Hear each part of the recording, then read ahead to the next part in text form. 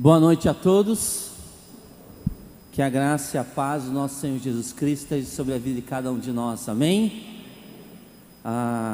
Nós vamos estar tendo uma reflexão no livro de Atos, capítulo 16. Toda a escritura é inspirada por Deus, e saber que aquele que é verdadeiro soprou a verdade, de Gênesis a Apocalipse. E é um privilégio a gente estar aqui na igreja estudando a palavra do Senhor. Quem trouxe a santa palavra do... Isso, querido pastor Heiker. Atos capítulo 16. Atos, como vocês sabem, é um livro que foi escrito pelo Dr. Lucas. Ele escreveu o Evangelho de Lucas. E o segundo volume é o livro de Atos, falando justamente do crescimento da igreja, apontando a forma como o Espírito Santo, que é o protagonista principal do livro, agiu para que o Evangelho saísse da região ali de Jerusalém, Judeia, fosse para Samaria, fosse para aquela região ali da Cesareia, Antioquia e até os confins da terra. Então nós vamos ver aqui, especialmente no capítulo 16, o Evangelho chegando na Europa, O Senhor ali usando a equipe missionária, o apóstolo Paulo, sendo esse instrumento do Senhor para que o Evangelho então chegasse naquela região. E Atos mostra essa ação do Senhor, esse interesse no Senhor em levar a luz de Cristo em regiões onde estava habitando trevas. E aqui nós percebemos que a porta de entrada no Evangelho lá na Europa foi justamente a cidade de Filipe. Foi uma cidade estratégica na sua segunda viagem missionária ali, o apóstolo Paulo. Filipos era uma cidade estratégica por causa da sua geografia, situada entre o Oriente e o Ocidente. Era a ponte de conexão entre os dois continentes, uma espécie de encruzilhada do mundo. Alcançar Filipos, a cidade de Filipos, era abrir caminhos para a evangelização de outras nações. A evangelização e a plantação de novas igrejas exigem cuidado, critério e planejamento. E é justamente isso que acontece a partir da igreja de Antioquia, mobilizando equipes junto com o apóstolo Paulo para que o evangelho então chegasse às regiões mais distantes conhecidas na época. E quando o apóstolo Paulo chega ali naquela região, na cidade de Filipe, primeiro ele começa a evangelizar, e vamos ver 3 pessoas que foram tocadas pelo poder da cruz de Cristo e se tornam cristãos. Lídia, a influente comerciante ali em Atos 16, versículo 14 em diante, a escrava possessa, a partir do versículo 18, e nós temos aqui o carcereiro, onde a fé vence a incredulidade, a apatia, onde a fé vence as trevas, onde a fé em Jesus vence o medo e pessoas se rendem à cruz de Cristo Jesus. Para você entender melhor o contexto, então abra lá em Atos capítulo 16, do versículo 16 em diante, tá? Vamos voltar um pouquinho para a gente entender esse contexto importante aqui da fé em Cristo, mudando vidas, transformando cidades, E nós somos, de certa forma, o resultado dessa viagem missionária aqui do apóstolo Paulo. Versículo 16, vai lá na sua Bíblia. Aconteceu que, indo nós para o lugar de oração, indo nós quem? Aqui é a equipe missionária, Paulo, Silas, Timóteo e o próprio evangelista Lucas, que está registrando então a sua história, inspirada pelo Espírito Santo, aqui no livro de Atos. Então aconteceu que, indo nós para o lugar de oração, nos saiu ao encontro uma jovem possessa de espírito adivinhador, a qual adivinhando dava grande lucro aos seus senhores. Seguindo a Paulo e a nós, clamava dizendo: estes homens são servos do Deus Altíssimo, e vos anunciam o caminho da salvação. Isso se repetiu por muitos dias, versículo 18. Então Paulo, já indignado, voltando-se disse ao Espírito: em nome de Jesus eu te mando, retira-te dela. E ele, na mesma hora, saiu. Segura aqui o texto. A gente percebe aqui na cidade de Filipe que uma comerciante já tinha entregado a vida a Jesus. Agora na escrava, que dava grande lucro para o seu senhor, E aí de repente nós vamos ver que ela tenta se anexar ao grupo do apóstolo Paulo nessa empreitada de evangelização, e começa a gritar, falar pronunciar algumas sentenças. E o versículo 17, como nós lemos, ela, possuída inclusive por um espírito maligno, a ideia aqui de espírito adivinhador, a palavra aqui é espírito de Piton, que era uma divindade, uma referência a uma serpente da mitologia clássica que vigiava o templo de Apolo e o oráculo de Delfos, ou seja, era uma entidade maligna possuída por aquela jovem. E de repente a gente vai perceber que o apóstolo Paulo tem essa sensibilidade dada pelo Espírito Santo, ok? De uma moça tentando se agregar, uma moça possuída pelo reino das trevas, tentando algum tipo de parceria ali com a equipe missionária do apóstolo Paulo. Mas ele, sendo um homem de Deus, ele percebe que existe algum tipo está destoando alguma coisa, algum elemento que não se alinha com o verdadeiro evangelho. E ele percebe justamente isso, que essa moça que tinha esse espírito adivinhador, na verdade não fazia parte, do verdadeiro, aquilo que ela carregava, a sua doutrina, aquilo o compromisso que ela tinha não era com a cruz de Cristo.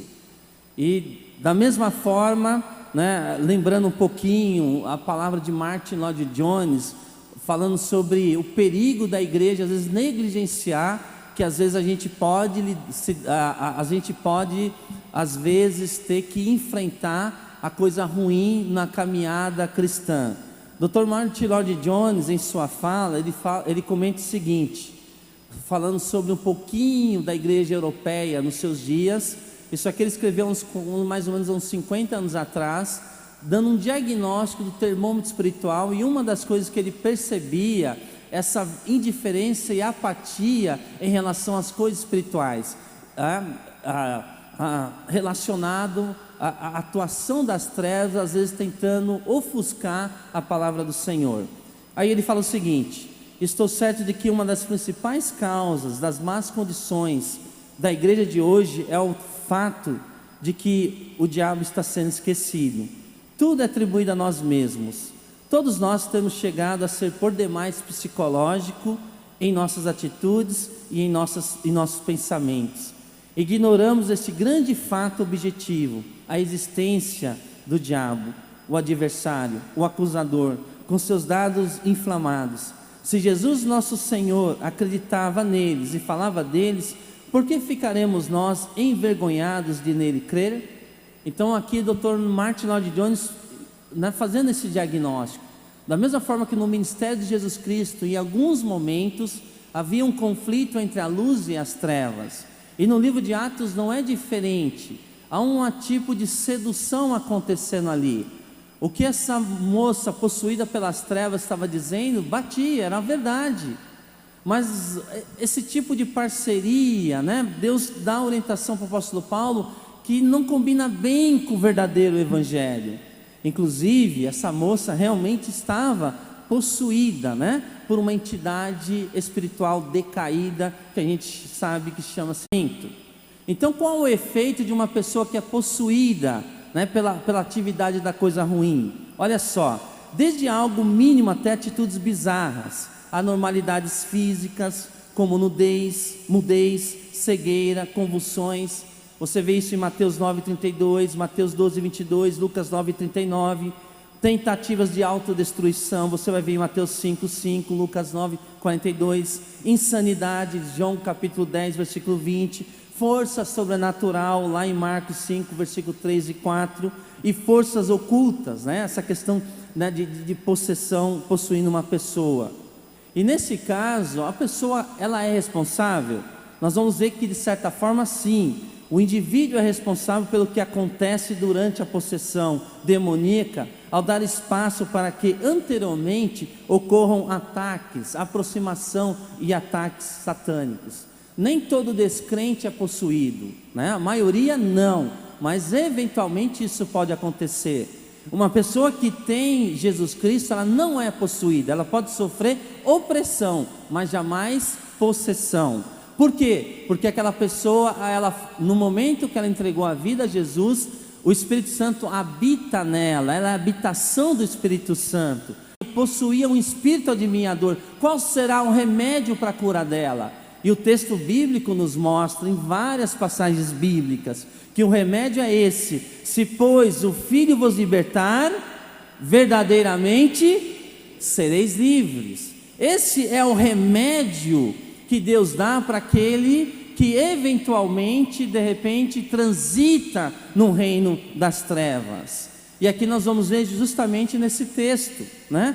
Porque um demônio se engajaria na obra de evangelização? Porque uma entidade como essa se interessaria na obra da evangelização? A resposta mais plausível, o apóstolo Paulo ali percebendo, ele vai repreender, né? Ele repreende em nome de Jesus, e aquela jovem é libertada. Mas por que um demônio se engajaria na obra da evangelização? Talvez o motivo final fosse desacreditar o evangelho, associando ao ocultismo nas mentes das pessoas. E o verdadeiro evangelho, ele não precisa de ajuda.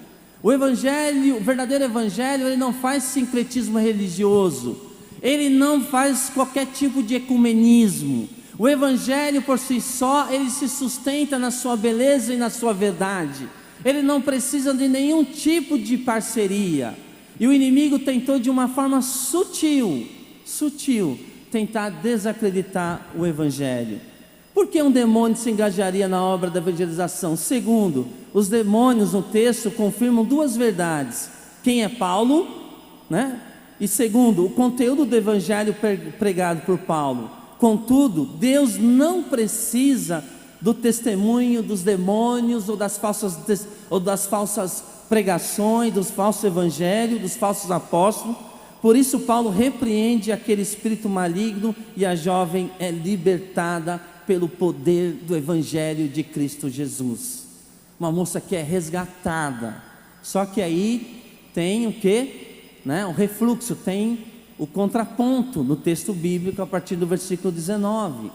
Veja, neste caso, no versículo 19: vendo seus donos que se lhes desfizera a esperança do lucro, agarraram em Paulo e Silas, os arrastaram para a praça, à presença das autoridades. Aí o versículo 20, 21, 22 vai dizer assim, que uma multidão foi para cima do apóstolo Paulo, de Silas. Eles sofrem muito, são açoitados, e aparecem os magistrados ali de Filipos, pede para que eles sejam presos, e eles acabam sendo presos por fazer a coisa certa, libertando uma jovem, que era escrava das trevas. E lá no versículo 23, o que a gente vai observar? E depois de lhes darem muitos açoites, os lançaram no cárcere, ordenando ao carcereiro que os guardasse com toda a segurança.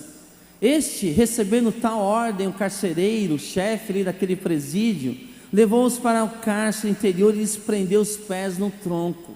Imagine a cena: Paulo e Silas, todo machucado, receberam varadas, vergões nas costas, nas pernas, e são presos ao tronco, bem no fundo da prisão. E a Bíblia vai dizer que no versículo 25, por volta da meia-noite, Paulo e Silas murmuravam, reclamavam, blasfemavam, faziam reivindicações, greve. É isso que está no texto. Por volta da meia-noite, Paulo e Silas oravam e cantavam louvores a Deus, e os demais companheiros, outros presidiários, ouviam o que eles estavam cantando. Que coisa impressionante, irmãos? A reação de Paulo e Silas no ambiente de tanta hostilidade. Porque a verdadeira fé, ela vence o medo, mas ela também vence a tribulação, a hostilidade. A fé em Jesus, ela vence as trevas, ela vence a injustiça. E o apóstolo Paulo aqui, Silas, meia-noite cantando e louvando ao Senhor, porque a esperança deles não estava posta numa circunstância, nem mesmo no bem-estar físico de ambos, mas estava sendo posta no Senhor, o Salvador deles. O que eu aprendo aqui é justamente que tanto Paulo como Silas aprenderam a agir e não a reagir, e nós somos chamados justamente isso: haja, não reaja. Quando alguém o fere, haja, não reaja. O apóstolo Pedro lembrou-se de como o Senhor Jesus agiu no seu julgamento diante de Pilatos. Quando insultado, não revidava, lá em 1 de Pedro 2,23, quando insultado, não revidava, quando sofria, não fazia ameaças, mas entregava-se àquele que julga com justiça. E você, quando alguém o fere, quando alguém o ferir, quando alguém ferir, haja, não reaja. A força encontra-se na mansidão, um dos frutos do Espírito, lá em Gálatas 5,23. E mansidão é a capacidade de lidar com a emoção sem retaliar, é a capacidade de absorver o golpe sem revidar. Quando alguém o fere pelas costas, o que você faz? Saca de suas grandes armas e reage? Talvez você diga: vou esganar aquela pessoa. Quando diz isso, está admitindo que a outra pessoa está no controle de suas emoções. Paulo poderia e Silas tornar-se pessoas tóxicas. Puxa vida, eu estou fazendo o que é certo, e de repente o que a gente merece?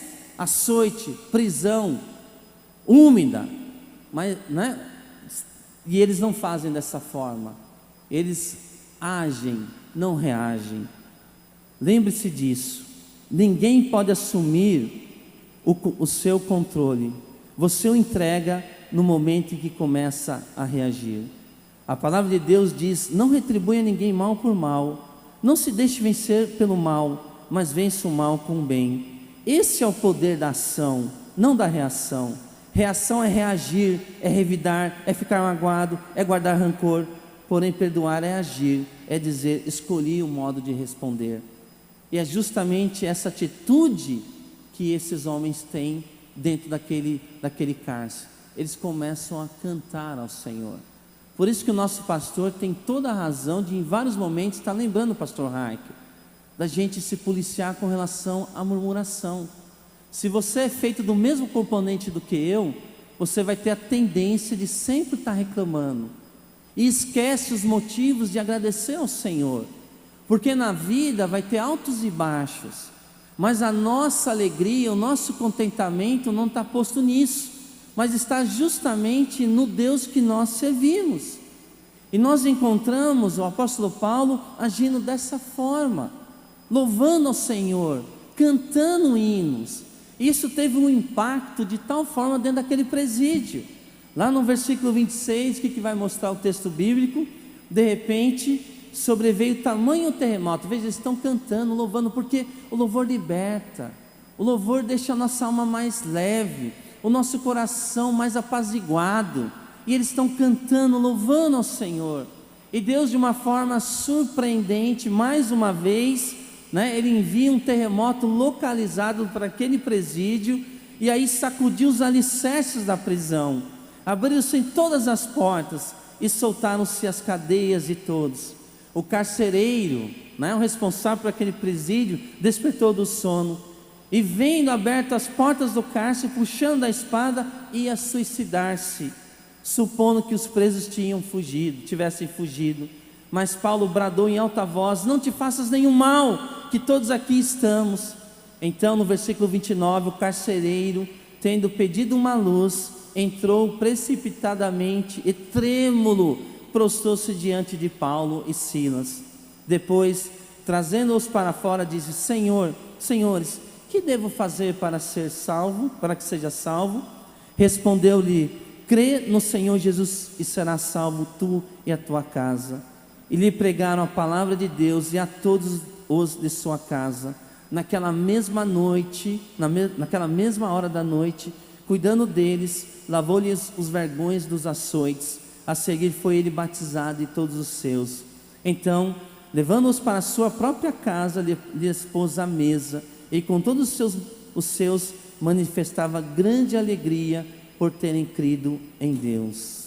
E aqui rapidamente eu quero justamente trazer uma reflexão em cima desse tema, a fé que vence o medo. Na vida do apóstolo Paulo, essa fé venceu a incredulidade, venceu inclusive a tribulação, a hostilidade, venceu inclusive, né, o reino das trevas. Mas nesse contexto, a fé que nos conecta em Deus, ela é poderosa para vencer, né, o pior dos medos. Porque quando uma pessoa, no contexto desse carcereiro, quando uma pessoa não tem Jesus como Senhor da sua vida, o medo toma conta de seu coração e de sua vida. E suas atitudes, a maioria das vezes, são atitudes insensatas, desprovidas de razão.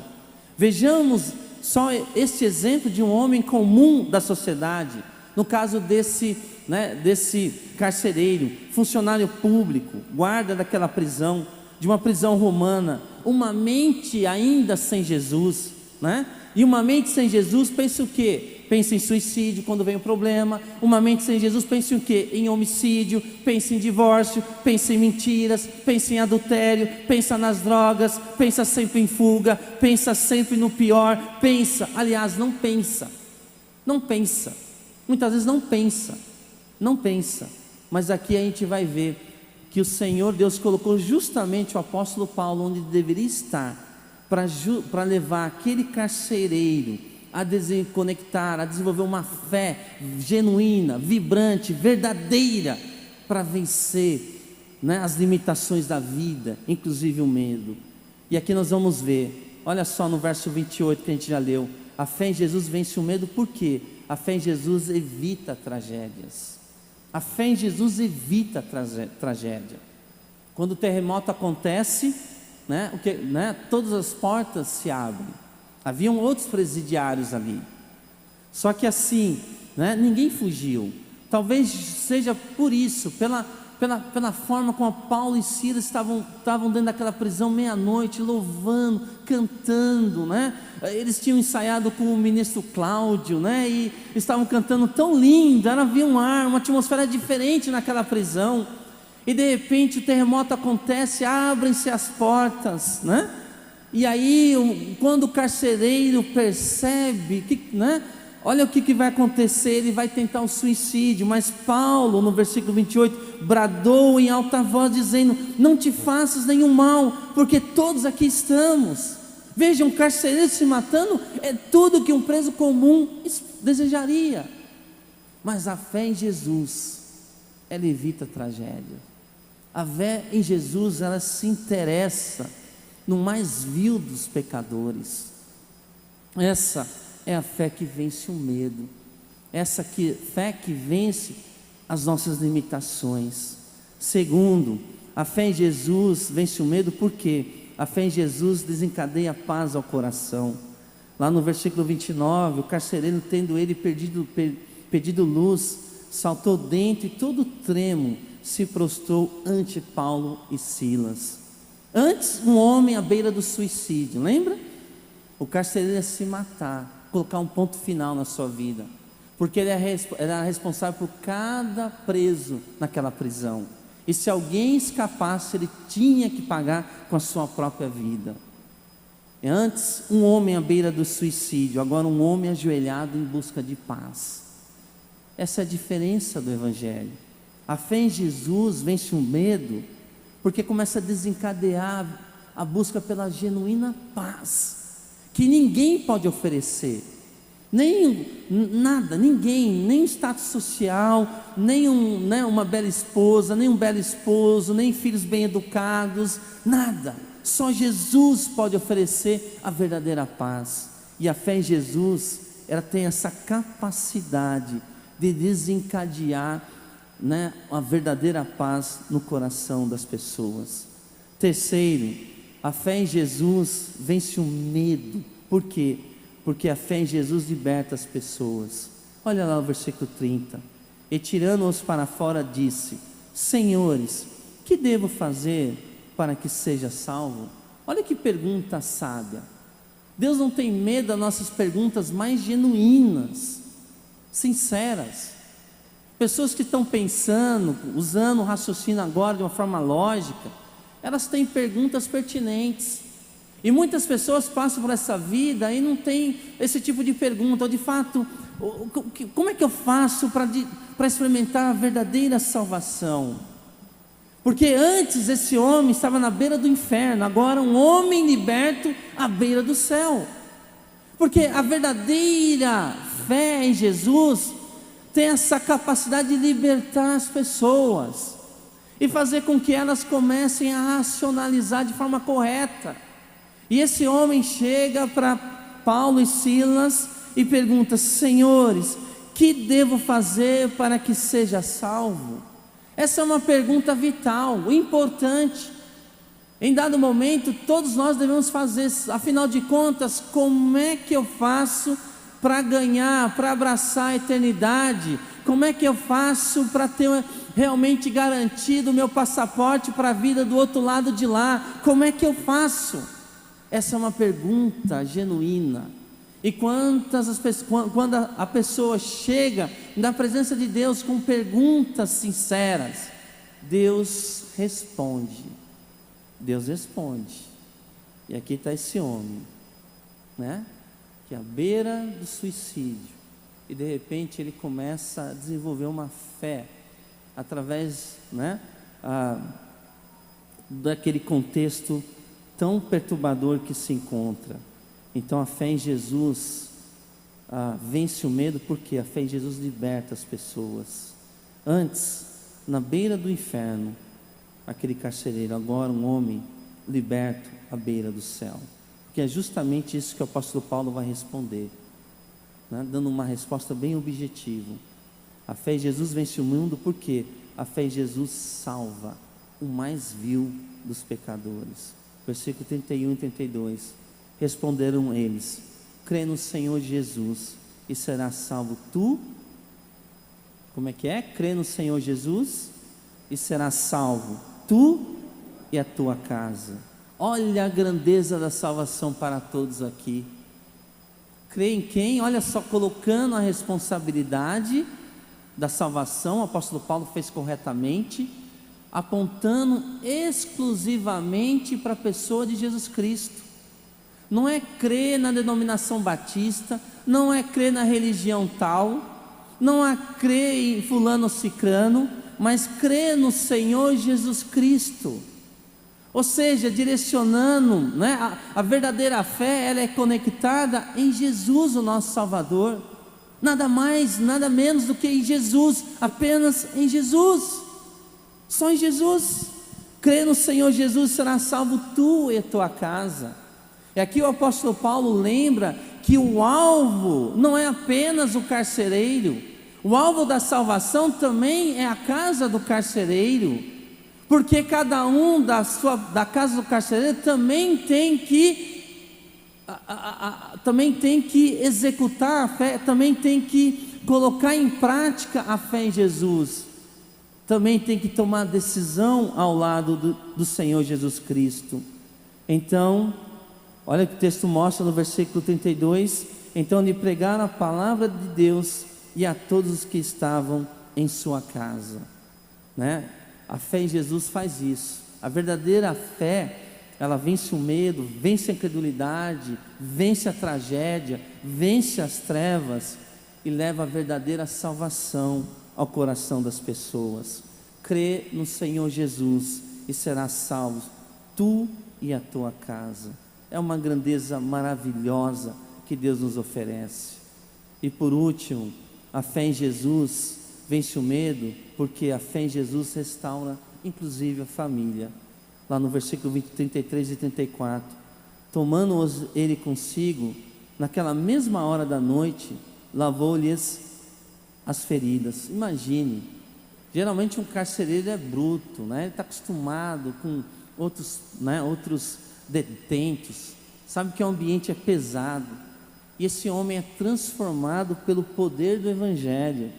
E o texto fala que, tomando-os ele consigo, naquela mesma hora da noite, lavou-lhes as feridas, e logo foi batizado, ele e todos os seus.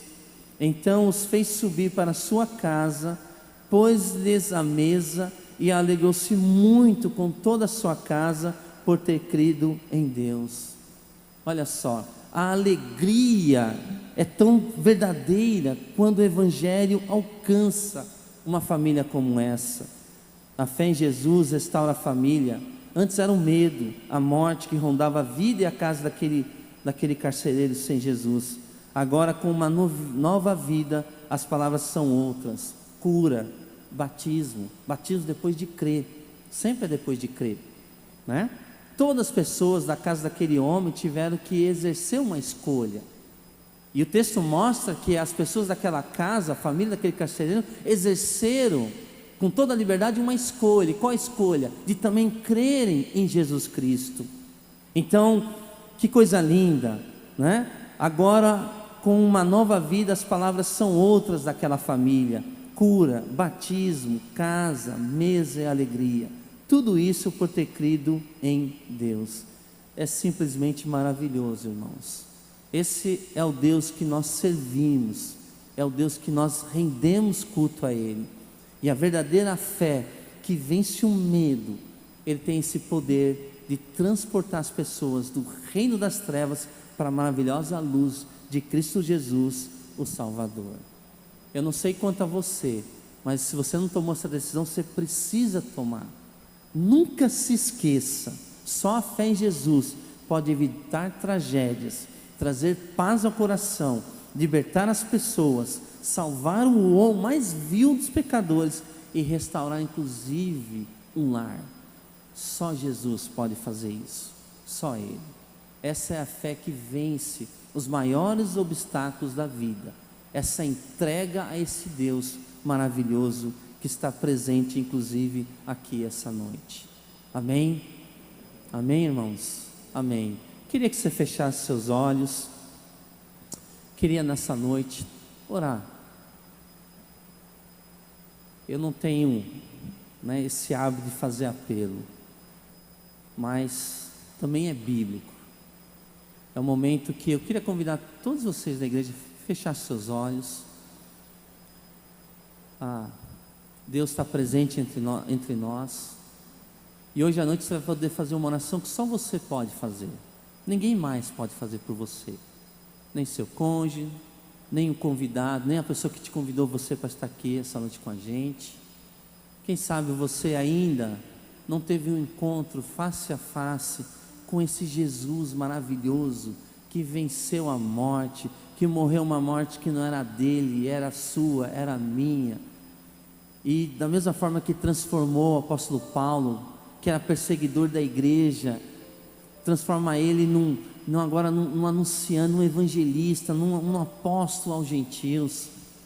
E esse mesmo Jesus que na história libertou essa moça possessa por espírito maligno, adivinhador, esse mesmo Jesus na história transformou esse carcereiro, é o mesmo que está aqui presente essa noite.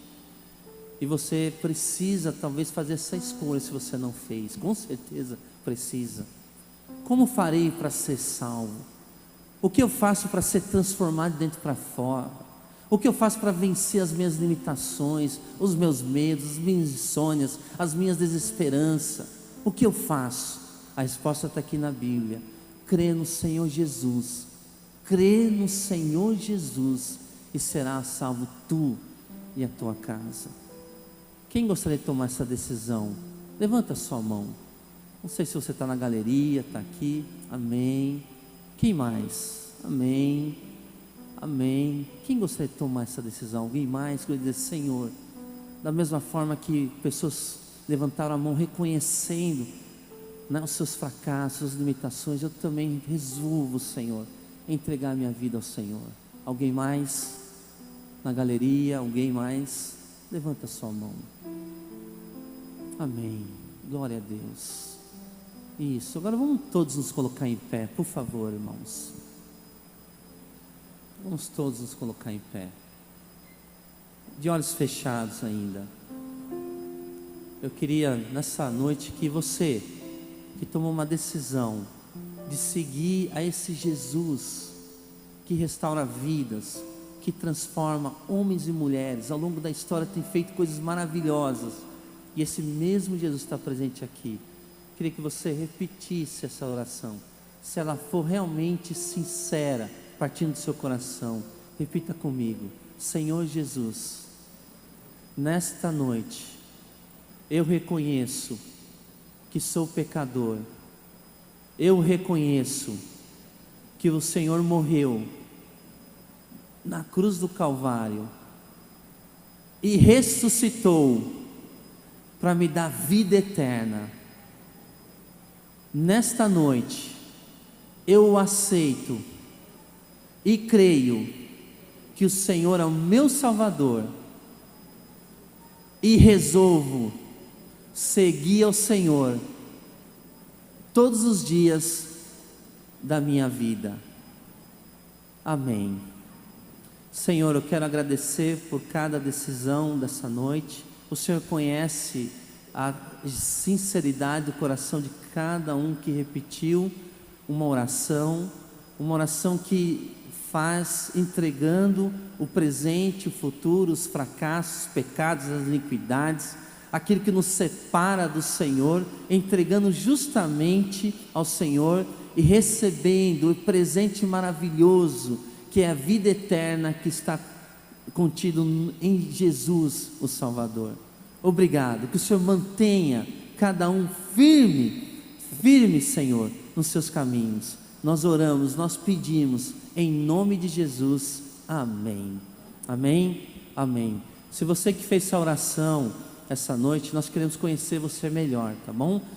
Você pode procurar, temos diáconos aqui na igreja, nós temos, outras pessoas, pode falar comigo no final do culto. Durante a semana está o pastor, pastor Raik, nosso querido pastor Raik, pastor André Viana, pastor Paulo Marinho e tantos outros irmãos e irmãs que terão o maior prazer, de caminhar com você, para que você viva uma vida de triunfo na presença de Deus e dos homens também. Amém? Amém.